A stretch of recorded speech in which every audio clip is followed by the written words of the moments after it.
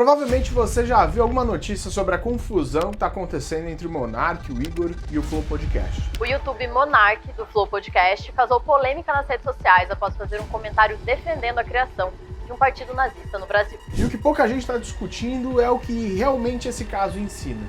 Não é sobre quem tá certo ou quem tá errado e na fala que gerou o cancelamento. Eu sou mais louco que todos vocês. Sim.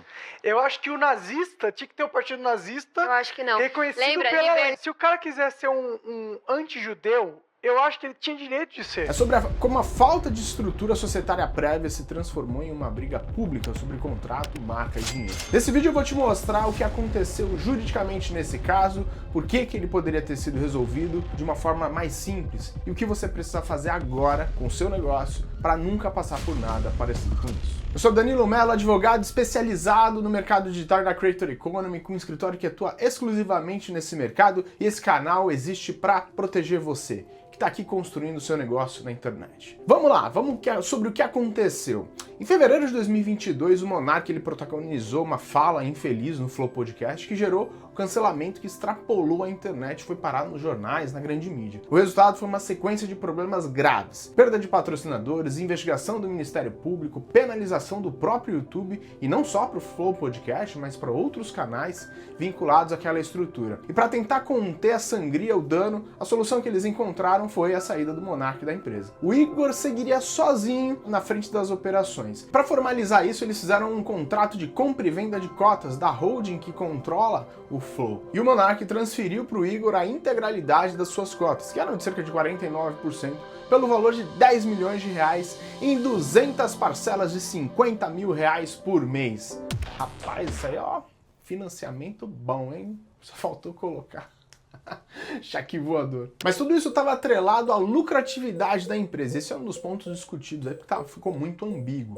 E parecia que estava tudo resolvido, que estava tudo bem, cada um para o seu lado e vida que segue. Inclusive o próprio Monark foi ao Flow depois que isso tudo aconteceu. Mas depois de um período, como o Monark começou a soltar algumas falas, algumas reclamações de que teria sido prejudicado, e agora a coisa escambou de vez, virou um quebra-pau danado e tá esse vexame todo aí na internet. O Monark disse várias coisas e inclusive divulgou o contrato na internet. Cometeu, na minha visão, um baita de um erro, porque isso só acalora mais as coisas e deixa mais complicado de se resolver de uma maneira harmônica. Bom, e você já sabe muito bem disso, todo mundo passou até a saber desse contrato, como ele foi construído, sabe que ele tem diversas falhas técnicas, ele foi mal redigido, com equívocos sobre a propriedade da marca, sobre a estrutura da negociação, falhas que prejudicam os dois lados. Só que o ponto que eu quero trazer aqui para você, hoje ele não é sobre quem estava certo ou errado juridicamente nesse contrato específico.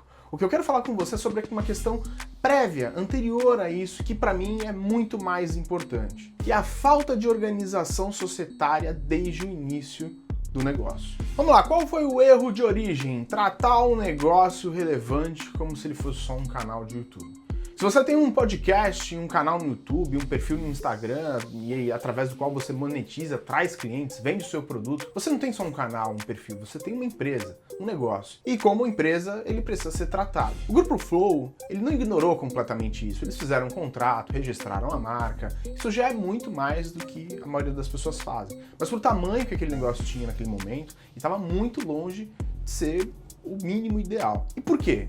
Porque se eles tivessem um acordo de sócios bem feito, bem organizado, esse contrato de compra e venda das cotas ele poderia ter sido muito mais simples, mais objetivo e muito melhor construído. E é bem provável que essa discussão pública sobre pagamento, sobre marca, nem tivesse acontecido. E a gente nem ia estar falando sobre nada disso hoje. Fala aí, galera, muito bem-vindos ao Flow Podcast mais uma vez, mais uma semana. O Monark e o Igor, inclusive, continuaram amigos por um tempo depois da saída. O Monark foi até o Flow, inclusive, como convidado. Então o que tornou tudo público e conflituoso não foi a relação entre eles, mas foi a ausência de regras claras definidas com antecedência. Vamos lá, se o que eu acabei de te mostrar faz de fato sentido, me faça um grande favor, se inscreva aqui no canal, ative o sininho, porque esse não é o único erro que pode custar caro para o seu negócio. E cada vídeo aqui é exatamente sobre isso, te mostrar o problema antes que ele apareça na sua porta. E eu quero que você se proteja e não perca nenhum dos nossos vídeos aqui.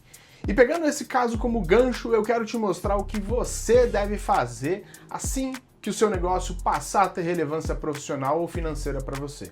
E eu friso esses dois pontos pelo seguinte: a relevância financeira é bem clara. Se o seu negócio te dá dinheiro, ele precisa de cuidado. E a relevância profissional significa que mesmo antes de gerar receita relevante, se ele já é importante para sua carreira, o mesmo cuidado deve ser aplicado. Então vamos lá, o primeiro passo que você deve tomar: proteja a sua marca. Se você tem um sócio nesse negócio, a primeira coisa que vocês precisam fazer é registrar a marca. Isso não é burocracia, isso é essencial. Isso vale também se você tem uma empresa sem sócios, tá? A regra no Brasil não protege quem cria e usa uma marca, ela protege quem registra primeiro. Então, se você usa o nome sem registrar e um outro negócio surge com esse mesmo nome, na mesma área de atuação, e o registro é feito antes de você, essa pessoa, esse negócio vai ter a propriedade da marca e você vai ser obrigado a parar de usar. Então, se você já registrou a sua marca em nome de uma pessoa física ou de um sócio, antes da empresa existir, assim que a empresa for formalizada, criada, transfira a propriedade da marca para essa empresa. Essa, inclusive, é um dos pontos discutidos no caso do Flow. O registro da marca ele não estava no nome da empresa, mas sim no nome da pessoa física do Monark. Segundo passo, o acordo de sócios. Esse é um documento mais importante para qualquer sociedade. A maioria esmagadora das sociedades elas nem tem.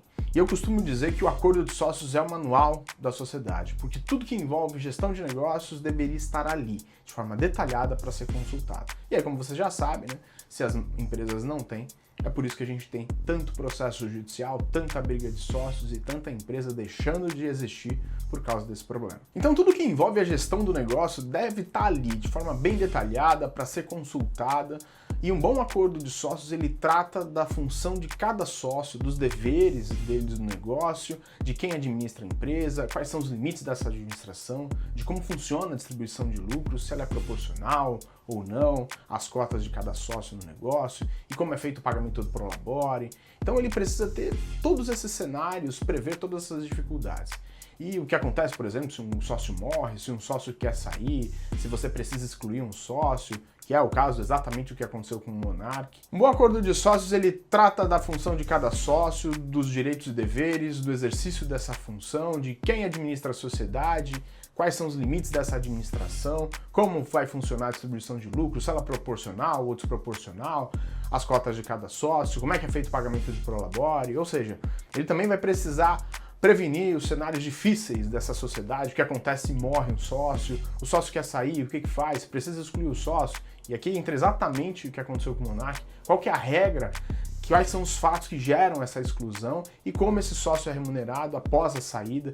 Ou seja, se o Grupo Flow tivesse um acordo de sócios bem estruturado, prevendo cada um desses cenários, o Monark teria sido removido com um acordo já pré-definido, ou seja, a regra já estaria decidida, estabelecida, e qualquer concessão adicional seria mera benevolência ali do Igor e do outro sócio. E isso não daria espaço para o que toda essa discussão se tornou, uma discussão pública e totalmente conflituosa. Vamos lá, eu quero que você verifique agora mesmo. Se você tem um ou mais sócios no seu negócio, a marca está registrada? Está em nome da empresa? Existe um acordo de sócios assinado que prevê o que acontece em situações de saída ou exclusão ou morte de um sócio? Se a resposta for não para qualquer uma dessas perguntas, esse é o seu próximo passo a tomar. Antes de um problema acontecer que te obrigue a resolver isso na pressão, no risco, na perda de dinheiro e de reputação. E como não preciso nem mencionar, foi exatamente isso que aconteceu com o caso do Flow. Registrar uma marca e redigir um contrato, um acordo de sócios, não é algo para fazer de forma improvisada, ou com um modelo genérico, ou com uma assessoria jurídica que não conhece do teu nicho, como era o caso do Flow. Esses problemas precisam ser muito bem verificados, precisam ser muito bem avaliados para que as soluções específicas sejam construídas. Não adianta você fazer um contrato genérico prevendo problemas e soluções genéricas. Você precisa ser muito bem específico no que você está construindo para o teu negócio. E, de novo, se eles tivessem feito isso, eles não teriam nem pouco, nada praticamente desses problemas que eles estão passando agora. Então, se você já tem sócio e ainda não tem esses dois pontos resolvidos, esse é o momento de buscar uma orientação jurídica especializada no seu nicho de mercado. E se você chegou até aqui é porque isso te importa, e o ponto que eu quero deixar não é sobre quem está certo ou está errado, como eu mencionei, é sobre o que você pode aprender com o fracasso dos outros, para não precisar passar pela mesma experiência Então, se você quiser entender como isso se aplica especificamente ao seu negócio, me chama aqui, o link do nosso contato está aqui na descrição desse vídeo. E se você ainda não se inscreveu aqui no canal, esse é o momento, meu amigo. Curta aqui o vídeo também, isso vai ajudar muito o YouTube a entregar esse conteúdo para outros creators e infoprodutores que precisam desse tipo de informação. A gente está construindo aqui uma comunidade que constrói negócio digital com proteção, então faça parte dela você também. E no próximo vídeo que eu quero que você assista, você precisa assistir, é sobre contratos com coprodutor. Olha, ele está aqui em algum lugar desse vídeo, a lógica desses contratos, e se aplica muito bem a esse caso aqui que a gente viu hoje. Então, assista porque tem muita informação bacana para você. Te vejo no próximo vídeo.